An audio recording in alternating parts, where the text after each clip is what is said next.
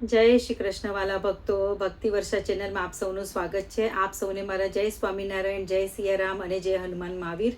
તો આજની કથામાં આપણે લંકા દહનનો પ્રસંગની કથા કરીશું. પણ કથાની શરૂઆત કરવા પહેલાં આપ સૌને મારી વિનંતી છે, જો કથા ગમે તો લાઈક કરજો, શેર કરજો અને કમેન્ટમાં જય શ્રી રામ જરૂર લખજો.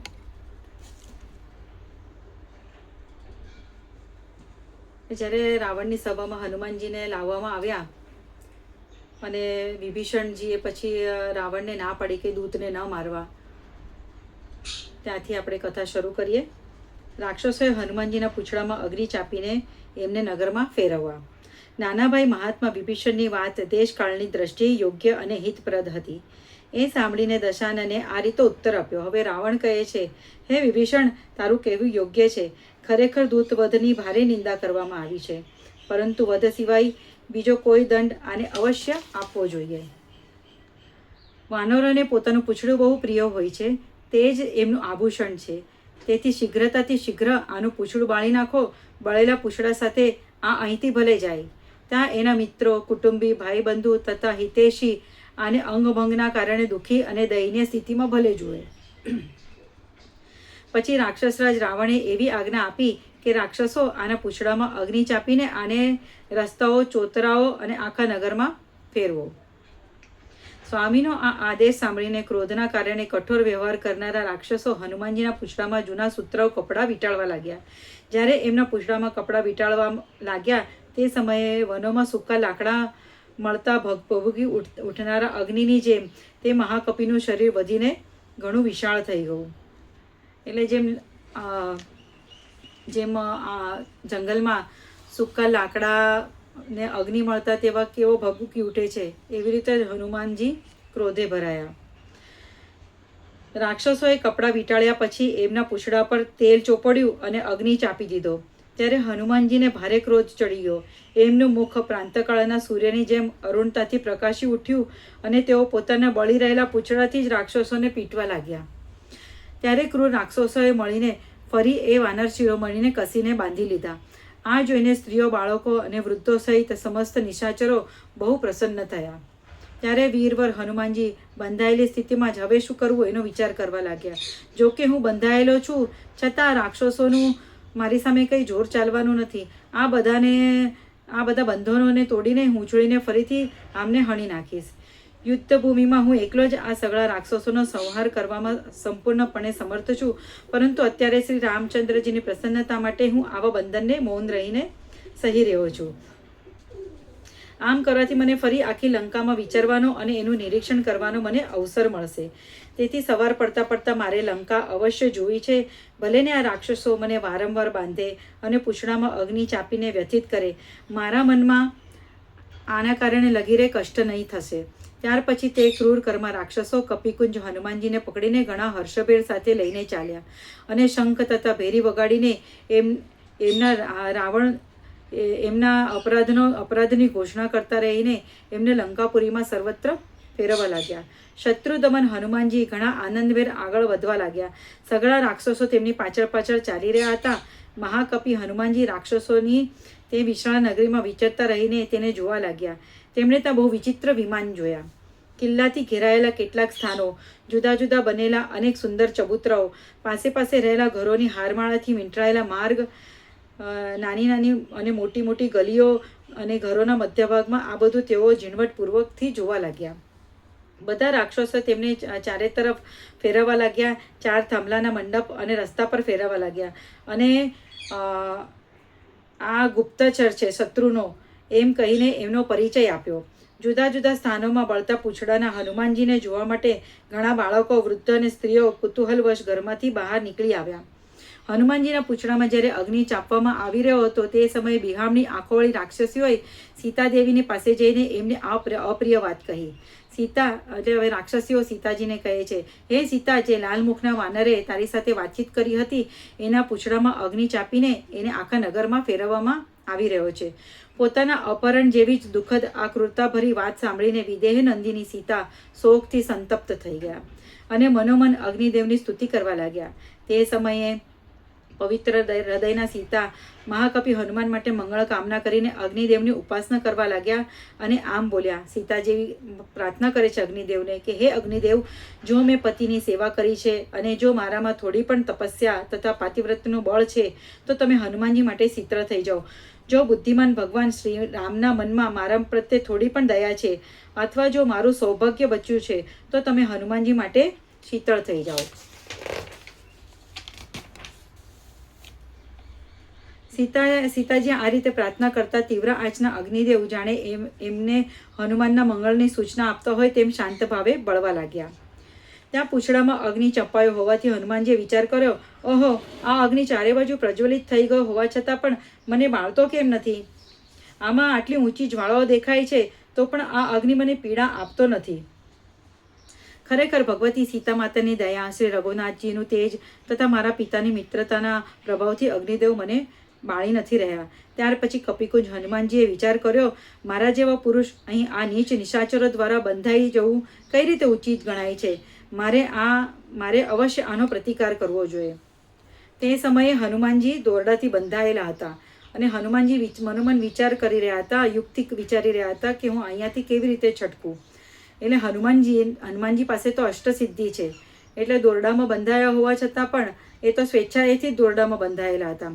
અને દોરડાના બંધનથી છૂટવા માટે હનુમાનજીએ એકદમ નાનું રૂપ લઈ લીધું અને એક ઊંચી છલાંગ મારી અને એક અટારી પર ચડીને ઊભા રહી ગયા. અને હનુમાનજી અટારી પર ચડીને એટલું પર્વતાકાર રૂપ ધારણ કર્યું અને એટલા ક્રોધે ભરાયેલા હતા. અને તે સમયે તેમણે જ્યારે આમ તેમ દ્રષ્ટિ નાખી ત્યારે તેમને એ દરવાજા પાસે મૂકેલો એક પરીઘ દેખાયો. કાળા લોઢાનો બનેલો એ પરીઘ લઈને મહાબાહુ પવનપુત્રે ત્યાંના બધા રાક્ષસોને કચડી નાખ્યા. એટલે એ આખો પરીઘ એ રાક્ષસો ઉપર ફેંક્યો અને બધા રાક્ષસો એના નીચે કચડાઈ ગયા.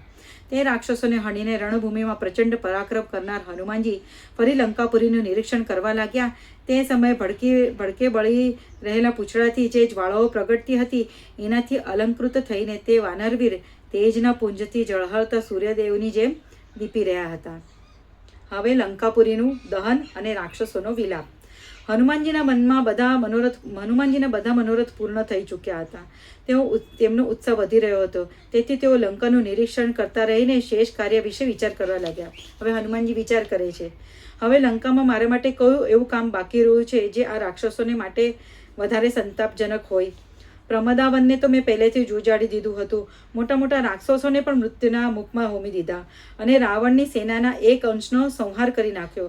હવે કિલ્લાનો વિધ્વંસ બાકી રહ્યો છે. હવે આ લંકાનો જે મેઇન કિલ્લો છે એનો વિધ્વંસ બાકી છે. કિલ્લાનો વિનાશ થઈ જતા મારે માટે સમુદ્ર ઓળંગવો વગેરે કાર્ય માટે કરેલો પ્રયત્ન સુખદ અને સફળ થશે. મેં સીતાજીની શોધ માટે જે પરિશ્રમ કર્યો છે તે જૂજ પ્રયત્ન દ્વારા સિદ્ધ થનાર લંકા દહનથી સફળ થઈ જશે. મારા પૂંછડામાં આ જે અગ્નિદેવ પ્રજ્વલિત થઈ રહ્યા છે તેમને આ શ્રેષ્ઠ ગૃહોની આહુતિ આપીને તૃપ્ત કરવા ન્યાયસંગત જણાશે. આવું વિચારીને બળી રહેલા પૂંછડાના કારણે કપિશ્રેષ્ઠ હનુમાનજી લંકાના શ્રેષ્ઠ ભવનો પર વિચરવા લાગ્યા. એ વાનરવીર રાક્ષસોના એક ઘર પરથી બીજા ઘર પર પહોંચીને ઉદ્યાનો અને રાજભવોને જોતા રહીને નિર્ભયતાથી વિચરવા લાગ્યા. ફરતા ફરતા વાયુ જેવા બળવાન અને મહાન વેગશાળી હનુમાનજી ઉછળીને પ્રહસ્તના ભવન ઉપર જઈને પહોંચ્યા અને તેમાં આગ લગાડીને બીજા ઘર પર કૂદી પડ્યા. એ મહાપાશ્વનું નિવાસસ્થાન હતું. પરાક્રમી હનુમાને તેમાં પણ કાલાગ્નિની જ્વાળાઓની જેમ અગ્નિ પેટાવી દીધો. ત્યાર પછી તે મહાતેજસ્વી મહાકપિ ક્રમશઃ વજ્રદ્રષ્ટ, શુક અને બુદ્ધિમાન સારણના ઘરો ઉપર પણ કૂદ્યા અને ત્યાં પણ આગ લગાડીને આગળ વધી ગયા. ત્યાર પછી વાનર યુદ્ધપતિ હનુમાને ઇન્દ્ર વિજય મેઘનાદનું ઘર પણ બાળ્યું. પછી જંબુમાલી અને સુમાલીના ઘર પણ બાળી નાખ્યા. ત્યાર પછી હનુમાનજીએ રશ્મિકેતુ, સૂર્ય શત્રુ, હસ્વકર્ણ, દંષ્ટ્ર રાક્ષસ રોમશ, રણોન્મત્ત ધ્વજગ્રીવ, ભયાનક વિદ્યુત જીવ, હસ્તિમુખ, કરાલ, વિશાલ, શોણિતાક્ષ, કુંભકર્ણ, મકરાક્ષ, નરાંતક, કુંભ, દુરાત્મા, નિકુંભ, યજ્ઞશત્રુ અને બ્રહ્મશત્રુ વગેરે રાક્ષસોના ઘરોમાં જઈને તેમણે આગ લગાડી દીધી. કેટલા બધા રાક્ષસોના નામ છે જેને આપણે જાણતા પણ નથી. આ બધા મુખ્ય મુખ્ય રાક્ષસો છે રાવણના. એ બધાના ઘરો પર જઈને હનુમાનજીએ આગ લગાડી દીધી. તે સમયે મહાતેજસ્વી કપિશ્રેષ્ઠ હનુમાને માત્ર વિભીષણનું ઘર છોડીને બીજા બધા ઘરોમાં ક્રમશઃ પહોંચીને બધામાં આગ લગાડી દીધી. મહાયશસ્વી કપિકુંજ પવનકુમારે જુદા જુદા બહુમૂલ્ય ભવનોમાં જઈને સમૃદ્ધશાળી રાક્ષસોના ઘરોની સગળી સંપત્તિ બાળીને ભસ્મ કરી નાખી. બધાના ઘરોને ઓળંગીને શોભાશાળી પરાક્રમી હનુમાન રાક્ષસરાજ રાવણના રાજભવન પર જઈને પહોંચ્યા. એ જ લંકાના બધા ભવનોમાં શ્રેષ્ઠ જાત જાતના રત્નોથી વિભૂષિત મેરુ પર્વત જેવું ઊંચું અને વિવિધ પ્રકારના માંગલિક ઉત્સવોથી તે ભવન સુશોભિત હતું. પોતાના પૂંછડામાં અગ્રભાગમાં પ્રતિષ્ઠિત થયેલા પ્રજળતા અગ્નિને તે ભવનમાં છોડીને વીરવર હનુમાન પ્રલયકાલના મેઘની જેમ ભયંકર ગર્જના કરવા લાગ્યા. પવનની સહાયતા મળતા તે પ્રબળ અગ્નિ ઘણા વેગથી વધવા લાગ્યો અને કાલાગ્નિની જેમ પ્રજ્વલિત થઈ ઉઠ્યો. પવન એ પ્રજ્વલિત અગ્નિને બધા ઘરોમાં ફેલાવા લાગ્યો. સોનાની બારીઓથી સુશોભિત મોતી અને મણિયો દ્વારા નિર્મિત તથા રત્નોથી વિભૂષિત ઊંચા ઊંચા પ્રસાદ અને સાત માળિયા ભવન ભાંગી ભાંગીને ભૂમિ પર પડવા લાગ્યા. તે સમયે રાક્ષસો પોતપોતાના ઘર બચાવવા અગ્નિ હોલાવા માટે આમ તેમ દોડવા લાગ્યા. તેમનો ઉત્સાહ ઓસરી ગયો અને તેમનું તેજ પણ નષ્ટ થઈ ગયું. તે બધા ભયંકર પોકારો ચારે બાજુ ગુંજવા લાગ્યા. તેઓ કહેતા હતા, હાય, આ વાનરના રૂપમાં સાક્ષાત અગ્નિદેવ જ આવ્યા છે. કેટલીક સ્ત્રીઓ ખોળામાં બાળકોને લઈને એકાએક આક્રંદ કરતી ભવનોમાંથી નીચે પડી ગઈ. કેટલીક રાક્ષસીઓના આખા શરીર અગ્નિની જ્વાળામાં આવી ગયા. તેઓ વિખરાયેલા વાળે અટારીઓમાંથી પડી ગઈ. પડતી હતી ત્યારે આકાશમાં રહેલા વાદળોમાંથી પડતી વીજળીની જેમ તેઓ પ્રકાશિત થતી હતી. હનુમાનજીએ જોયું કે બળી રહેલા ભવનોમાંથી હીરા, નીલમ, મોતી અને સોના ચાંદી વગેરે વિચિત્ર વિચિત્ર ધાતુઓના ઢગ પીગળીને વહી રહ્યા છે. જેમ ભગવાન રુદ્રે પૂર્વકાળમાં ત્રિપુરને બાળ્યો હતો, એ જ રીતે વેગવંત વાનરવીર મહાત્મા હનુમાનજીએ લંકાપુરીને બાળી નાખી. પવનની સહાયતા મળતા તે અગ્નિ એટલો વધી ગયો કે તેનું રૂપ પ્રલયકાળના અગ્નિ જેવું દેખાવા લાગ્યું. તેની ઊંચી ઊંચી જ્વાળાઓ જાણે સ્વર્ગલોકને સ્પર્શી રહી હતી. લંકાના ભવનોમાં લાગેલી એ અગ્નિની જ્વાળામાં ધુમાડો જરાય ન હતો. રાક્ષસોના શરીરરૂપી ઘીની આહુતિ મળતા તેની જ્વાળાઓ ક્રમશઃ વધી રહી હતી. પ્રાણીઓના સમુદાય, ઘર અને વૃક્ષો સહિત સઘળી લંકાપુરીને ઓચિંતી બળી ગયેલી જોઈને મોટા મોટા રાક્ષસોના ટોળે એકત્રિત થઈ ગયા અને તે બધા પરસ્પર કહેવા લાગ્યા, આ દેવતાઓનો રાજા વજ્રધારી ઇન્દ્ર અથવા સાક્ષાત યમરાજ તો નથી ને? આ વાનર નથી, સાક્ષાત કાળ જ છે. શું સંપૂર્ણ જગતના પિતામહ ચતુર્મુખ બ્રહ્માનો પ્રચંડ કોપ જ આ વાનરનું રૂપ ધારણ કરીને રાક્ષસોનો સંહાર કરવા માટે અહીં આવ્યો છે? અથવા ભગવાન વિષ્ણુનું મહાન તેજ જે અચિંત્ય, અવ્યક્ત અને અનંત અને અદ્વિતીય છે, પોતાની માયાથી વાનરનું શરીર ધારણ કરીને રાક્ષસોના વિનાશ માટે તો અત્યારે નથી આવ્યા ને? આ રીતે ઘોડા, હાથી, રથ, પશુ, પક્ષી, વૃક્ષ તથા કેટલાય રાક્ષસો સહિત લંકાપુરી ઓચિંતાની બળી ગઈ. ત્યાંના નિવાસીઓ દીનભાવથી મોટા મોટા અવાજે કલ્પાંત કરતા કરતા રુદન કરવા લાગ્યા. તેઓ બોલ્યા, હાય રે બાપ, હાય રે બેટા, હા સ્વામી, હા મિત્ર, અરે રે પ્રાણનાથ, અમારા બધા પુણ્યો નષ્ટ થઈ ગયા. આ રીતે જાત જાતના વિલાપ કરી રહેલા રાક્ષસો ભારે આક્રંદ કરવા લાગ્યા. હનુમાનજીના ક્રોધ બળથી અભિભૂત થયેલી લંકાપુરી અગ્નિજ્વાળામાં ઘેરાઈ ગઈ હતી. તેના મુખ્ય મુખ્ય વીરોને મારી નાખવામાં આવ્યા હતા. સગળા યોદ્ધાઓ ગભરાઈને આમ તેમ વિખેરાઈ ગયા હતા. આ રીતે તે નગરી જાણે કોઈ શાપથી પ્રભાવિત થઈ ગઈ હોય એવી લાગતી હતી. પવનકુમાર વાનરવીર હનુમાનજી ઉત્તમોત્તમ વૃક્ષોથી ભરચક વનને ઉજાડીને યુદ્ધમાં મોટા મોટા રાક્ષસોને મારીને તથા સુંદર ભવનોથી સુશોભિત લંકાપુરીને બાળીને શાંત થઈ ગયા હતા. મનોમન શ્રી રામચંદ્રજીનું સ્મરણ કરવા લાગ્યા. ત્યાર પછી બધા દેવતાઓએ વાનરવીરોના મુખ્ય મહાબળવાન, વાયુ જેવા વેગવાન, પરમ બુદ્ધિમાન અને વાયુદેવતાના શ્રેષ્ઠ પુત્ર હનુમાનજીની સ્તુતિ કરી. એમના આ કાર્યથી બધા દેવતાઓ, મુનિવરો, ગંધર્વો, વિદ્યાધરો, નાગ અને સઘળા પ્રાણીઓ બહુ જ પ્રસન્ન થયા. તેમના હર્ષનો પાર ન રહ્યો. આ રીતે સંપૂર્ણ લંકાપુરીને પીડિત કરીને વાનર શિરોમણી મહાકપિ હનુમાને તે વખતે સમુદ્રના જળમાં પોતાના પૂંછડાનો અગ્નિ હોલાવ્યો. ત્યાર પછી લંકાપુરીને બળી ગયેલી જોઈને દેવતા, ગંધર્વ, સિદ્ધો અને મહર્ષિઓ બહુ વિસ્મિત થયા. તો આ રીતે હનુમાનજીએ લંકાનું દહન કર્યું.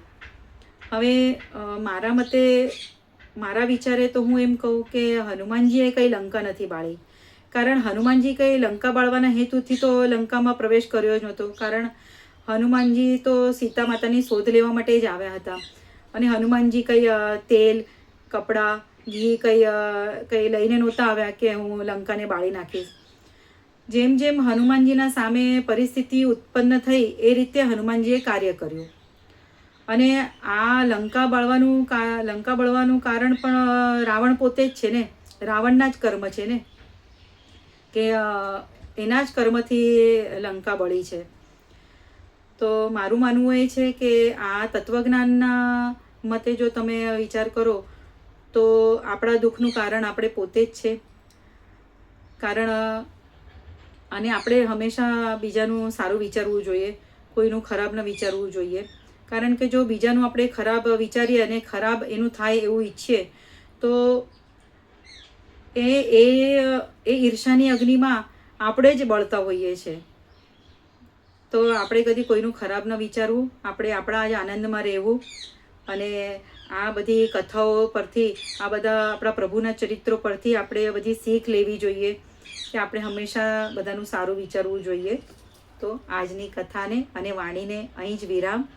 તો શરીરથી સ્વસ્થ રહો, મનથી મસ્ત રહો, ભક્તિ કરતા રહો અને કથા સાંભળતા રહો, લાઈક કરતા રહો, શેર કરતા રહો. જય શ્રી રામ કમેન્ટમાં લખતા રહો. જય શ્રી રામ.